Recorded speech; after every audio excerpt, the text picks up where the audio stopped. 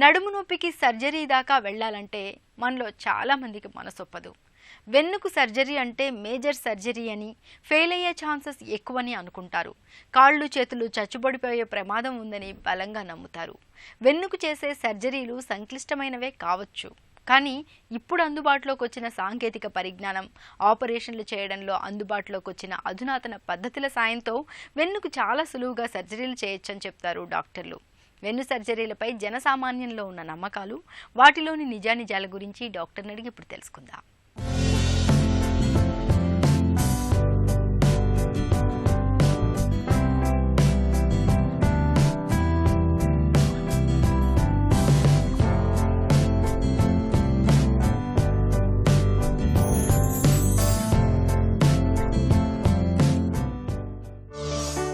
నడుము నొప్పికి కారణాలను ఖచ్చితంగా గుర్తించడం ఎలా? నడుము నొప్పి వెన్నుపూసలు మనం ఆలోచించినట్టయితే మెడ, మధ్యలో భాగం డార్సల్ అంటాం, కింద నడుము అంటాం. 5 వెన్నుపూసల్లో ప్రతి 2 వెన్నుపూసల మధ్య నార్మల్గా సృష్టికర్త అమర్చిన ఒక ముఖ్యమైన భాగాన్ని డిస్క్ అంటాం. ఇది మాంసపు ముక్క మాదిరి నాన్ వెజిటేరియన్ తెలుస్తూ ఉంటుంది, మెత్తగా సాఫ్ట్గా ఉంటుంది. అది అవసరం. ఒకవేళ లేకపోయినట్టయితే ఏ వ్యక్తికైతే ఈ డిస్క్ లేకపోతే వెన్నుపూసల మధ్యన ఒరిపిడి రాపిడి ఎక్కువై ఇబ్బంది వస్తుంది కదా. అందుకని ఆయన అంతా ఆలోచన చేసి దానికి అమర్చాడు. ఏ కారణం వల్ల కానీ ఈ డిస్క్ అనేది పక్కకు వచ్చినట్టయితే వస్తుంది ఇబ్బంది. ఆ డిస్క్ అనేది పక్కకు వస్తే కొన్ని మిల్లీమీటర్ దూరంలోనే ఉంది నరం. ఆ డిస్క్ అనేది నరం మీదకి రావడం, నరం మీద తాకటం, దాని మీద ఇబ్బంది రావడం, దాంట్లో నడువు నొప్పి, కాళ్ళలో నొప్పి, నడిచేదానికి సయాటికా అని రకరకాల పేర్లు ఉన్నాయి.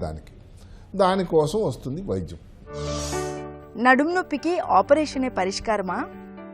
నడుము నొప్పి కోసం ఆపరేషన్కి పేషెంట్ డిసైడ్ చేయాలి. ఆంగ్లంలో చెప్తే it's the patient should decide, not the vice versa. అంటే ఏమిటి? నీకు డిస్క్ ఉందయ్యా, నీకు ఆపరేషన్ చేయాలి, తొందరగా చేంజ్ చేసుకునే డాక్టర్ కానీ ఎవరైనా చెప్పి తొందరపడితే దాని పర్యవసానాలు సంతోషంగా ఉండవు. కాబట్టి నేనేం చేస్తానంటే, మీకు ఎంత ఎక్కువ నొప్పి ఉంది, ఉదయం లేచి సాయంకాలం వరకు మీ దైనందిన జీవితంలో మీరు డాక్టర్ అయితే డాక్టరు, హోమ్ మేకర్ అయితే హోమ్ మేకరు, ఉద్యోగి అయితే ఉద్యోగి, మీకు ఎంత ఇబ్బంది అవుతుంది అని ఒక మాట మీరే చెప్పండి. సార్ నాకు అంత ఇబ్బంది లేదు, నేను రిపేర్స్లో ఆపరేషన్ చేయను, చాలా కష్టం అవుతుందండి, 4 అడుగులు వేయలేకపోతున్నాను, ఇబ్బంది అని అనుకుంటే ఆపరేషన్ తప్పదు అని చెప్తా. చేయించుకుంటారన్నది పక్కన విషయం. ఇంకొక మాట ఇదే సమయంలో చెప్పాల్సింది ఏమిటంటే, అన్ని వేళలో ఒక నొప్పే ఉండదండి. ఇప్పుడు కాలు వీక్ అయిపోవడం కానీ, నడిచే దాంట్లో కష్టం కానీ, మూత్రంలో ఇబ్బంది కానీ, కాలు సన్నంగా అయిపోవడం కానీ కూడా ఒక 10% మందిలో ఉంటుంది. అలాంటప్పుడు పేషెంట్కి మేము ఇవ్వం డెసిషన్ మేకింగ్. ఈ కాలు వీక్ అయిపోయింది, మీరు నడవలేకపోతున్నారు, ఆపరేషన్ తప్ప ఇంకొక ఉపాయం మీకు లేదు అని చెప్పాల్సిన ఒక విషయం కూడా ఉంది. ప్రాబ్లం ఎక్కడంటే 90%లో అంటే నడుము నొప్పి ఉంది, కాళ్ళు అప్పుడప్పుడు నొప్పి వస్తుంది, పెద్ద ప్రాబ్లం లేదు, ఆపరేషన్ చేయటమా లేదా అని డిలెమా.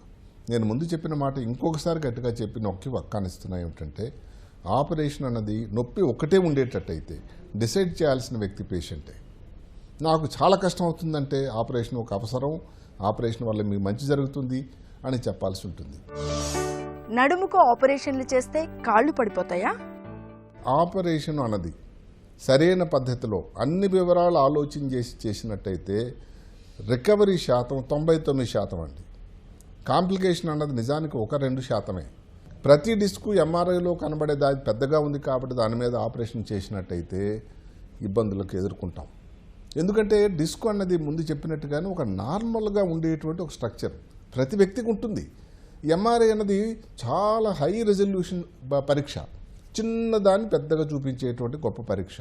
దానివల్ల అక్కడ ఏదో డిస్క్ ఉందని కానీ నడునొప్పున ప్రతి పేషెంట్ మనం ఆపరేషన్ చేసామనుకుంటే దానివలన చాలా మనం ఇబ్బందులు ఎదుర్కోవాల్సి ఉంటుంది. ఎందుకంటే పేషెంట్ ఆపరేషన్ అవుతుంది, నేను ఎలాగ ఆలోచిస్తానంటే ఆపరేషన్ చేశాం, ఎలా ఉన్నారండి, ఆపరేషన్ ముందు ఎలాగ ఉన్నాను, ఈరోజు అలాగే ఉన్నాను అంటే నాకు ఎట్టి పరిస్థితులు కూడా సంతోషకరమైన మాట కాదు. మరి ఎందుకు చేసినట్టు ఆపరేషన్? ఈ చిన్న డిస్కులు, ఏదో డిస్క్ ఉండి పేషెంట్కి ఇబ్బంది లేనప్పుడు కానీ మనం చేస్తే ఇదే పరిస్థితి ఎదుర్కోవాల్సి ఉంటుంది. నేను ఆపరేషన్ చేసిన వ్యక్తి ఎలా ఉండాలంటే, డాక్టర్ గారు నా ప్రాణం ఎగిరిపోయిందండి, ఇప్పుడు ఆపరేషన్ తర్వాత హాయిగా ఉన్న నొప్పి ఎగిరిపోయిందని వినడం డాక్టర్గా, సర్జన్గా నాకు చాలా సంతోషం.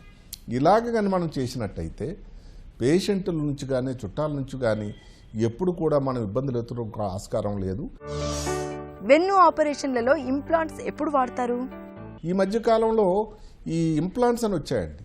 అంటే ఏమిటి, ఇప్పుడు టైటానియం మెటీరియల్తో సంబంధించిన ఇంప్లాంట్స్ అంటే అక్కడ వాడే కొన్ని పరికరాలు వచ్చాయి. డిస్క్ తెస్తాం, డిస్క్ ఆపరేషన్ అయిపోయింది. డిస్క్ ఆపరేషన్ అయిన తర్వాత కొన్ని చోట్ల ఈ ఇంప్లాంట్ కూడా పెట్టడం జరుగుతూ ఉంటుంది. ఇక్కడ మళ్ళీ కూడా అనుమానం, ఆ కాస్ట్ కూడా చాలా ఎక్కువ శాతం విదేశాల నుంచి వస్తుంది. 1.5 లక్షలు 2 లక్షలు ఖర్చు అది.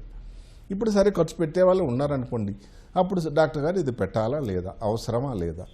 అసలు ఇంప్లాంట్లు వాడకం అన్నది ఎప్పుడు ఉంటుందంటే వెన్నుపూసల తాలూకా అమరిక ఏ కారణం వల్ల కానీ, అలైన్మెంట్లో కానీ, ఒకసారి ముందు ఆపరేషన్ అయిన తర్వాత కానీ ఏ కారణం వల్ల కానీ లిస్థిసిస్ అని ఉంటుంది. అంటే ఏమిటి, వెన్నుపూసల రెండు ఒకదాని మీద ఒకటి కదలిక అయిపోతుంది, ముందుకు కానీ వెనక్కి కానీ. అలాంటప్పుడు ఈ ఇంప్లాంట్స్ దాన్ని సరైన పొజిషన్లో ఉండాలంటే స్క్రూసు ఫిక్స్ చేయటం ఇలాంటి అవసరం ఉంటుంది. లేనప్పుడు మాత్రం డిస్క్ ఆపరేషన్ చేసిన తర్వాత దాని స్థానంలో ఇంప్లాంట్ పెట్టడం అన్నది నడుము ఆపరేషన్లో, మెడలో వేరండి. అది ఈరోజు మనం దాని గురించి మాట్లాడుకోవటం లేదు. మెడలో దాని తాలూకు ప్రశస్తత వేరే ఉంది. ఎందుకంటే మెడ ఎక్కువ కదలిక ఉండేటువంటి స్థావరం కూడా.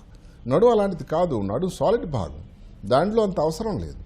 కాబట్టి నా స్థూలాభిప్రాయం ఏమిటంటే ఆపరేషన్ అయిన తర్వాత సరే దానికి మైక్రో డిస్కెక్టమీ అని ఉంది, కొన్ని ఎండోస్కోపీ రకమైన ఉంది కూడా. ఇక్కడ డాక్టర్లు కానీ పేషెంట్ కూడా డిసైడ్ చేయాల్సింది ఏమిటంటే చిన్న స్కారు పెద్ద స్కారు అని ఆలోచన పెట్టుకోకుండా ఆ వ్యక్తికి, ఆ పేషెంట్కి ఏది ఉపయోగకరమైనటువంటి పద్ధతి అన్నది ఆ చేసే డాక్టర్కే విడిచిపెట్టడం అన్నది మంచిది. దానివల్ల మంచి జరుగుతుంది. వెన్ను సర్జరీలపై ఉన్న నమ్మకాల్లో నిజమెంతో ఇప్పుడు అందుబాటులోకి వచ్చిన సాంకేతిక పరిజ్ఞానం, అధునాతన పద్ధతుల సాయంతో వెన్నుకు ఎలా సులువుగా సర్జరీలు చేయొచ్చో తెలుసుకున్నాం కదా.